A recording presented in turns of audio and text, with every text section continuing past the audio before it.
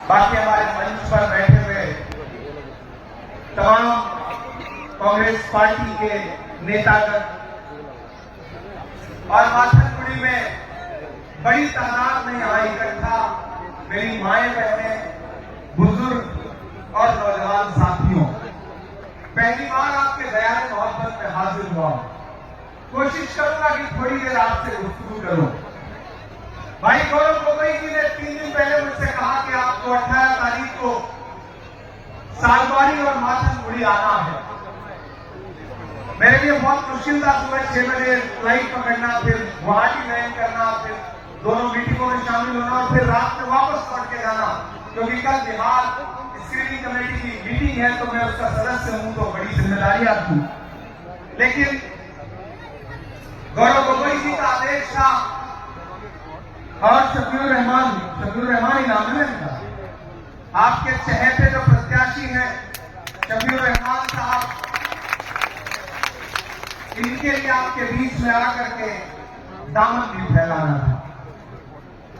कैंची से चरागों की लवें काटने वालों, कैंची से चरागों की लवें काटने वालों, कुदरत के करिश्मों से लड़ोगे तो मिटोगे। तुम फूल को चुटकी में मसल सकते हो, लेकिन खुशबू को बिखरने से नहीं रोक सकोगे। एक तरफ नफरत के पैरोकार खड़े हैं, नफरत की दुकान लेकर के खड़े हैं, नफरत की बातें लेकर के खड़े हैं, और एक तरफ इस तरफ मोहब्बत के अलंबार हैं, राहुल गांधी के सिपाही हैं, मोहब्बत की दुकान है नफरत के बाजार में। अब आपको तय करना है कि आप किसके साथ हैं। मैं शफीउर रहमान के लिए आपसे वोट की अपील करने के लिए आया हूं। ये जो पीटीसी का इलेक्शन है, ये सिर्फ छोटा सा इलेक्शन नहीं है, ये इलेक्शन आने वाली असेंबली इलेक्शन का सेमीफाइनल है। इससे आपकी जिम्मेदारियां बहुत बड़ी हो जाती हैं, चाहे बीपीएफ हो, चाहे यूपीपीएल हो। एक का चुनाव निशान है ट्रैक्टर और एक का है नांगल, यही है ना। अब चाहे ट्रैक्टर की स्टेयरिंग हो या नांगल हो, दोनों हेमंत विश्व शर्मा के हाथ में है। अगर एक वोट आप किसी को भी बांटते हैं, इधर उधर देते हैं, तो उसका फायदा सीधा सीधा हेमंत विश्व शर्मा को मिलेगा। कौन हेमंत विश्व शर्मा? जो सुबह शाम नफरत की बातें कर रहे हैं, जो सुबह शाम आपके खिलाफ, यहाँ की आवाम के खिलाफ, इस सूबे के आदिवासियों के खिलाफ, दलितों के खिलाफ, अल्पसंख्यक भाइयों के खिलाफ, नौजवानों के खिलाफ, महिलाओं के खिलाफ काम कर रहे हैं। ऐसे में ये इलेक्शन उनको सबक सिखाने का इलेक्शन है। तो मैं आपसे गुजारिश करूंगा साथियों कि आने वाली 22 तारीख को जब घरों से बाहर निकलिए तो ये सोच के निकलिए कि 7 महीने बाद में असेंबली का इलेक्शन होने जा रहा है, उसकी तैयारी है ये इलेक्शन।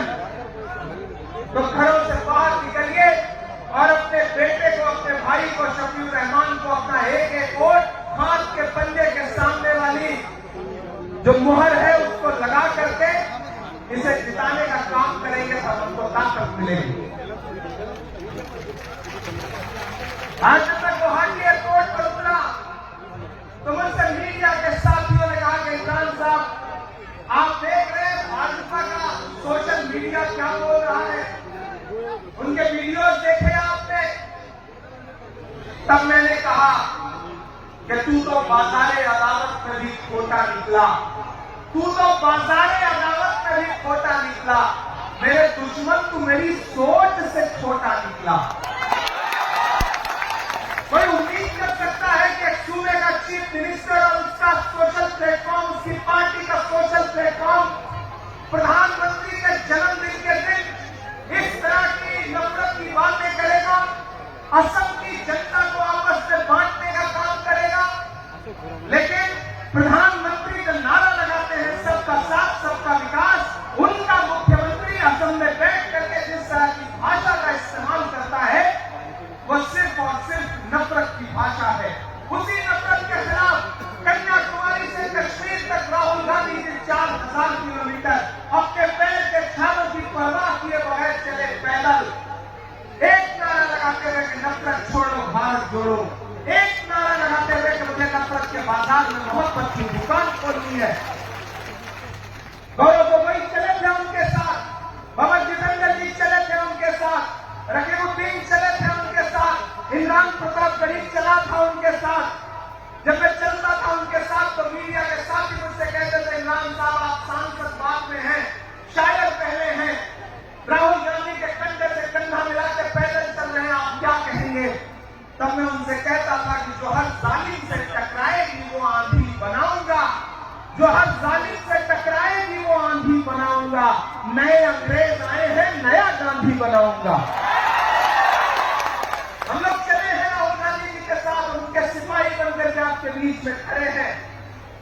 और आपसे ये भी कहता हूं साथियों कि ये असम की जनता को घुसपैठिया बताने वाला मुख्यमंत्री खुद घुसपैठिया है। भाजपा में घुसपैठ की और सर्बानंद सोनोवाल की सीट खा गए कि नहीं खा गए?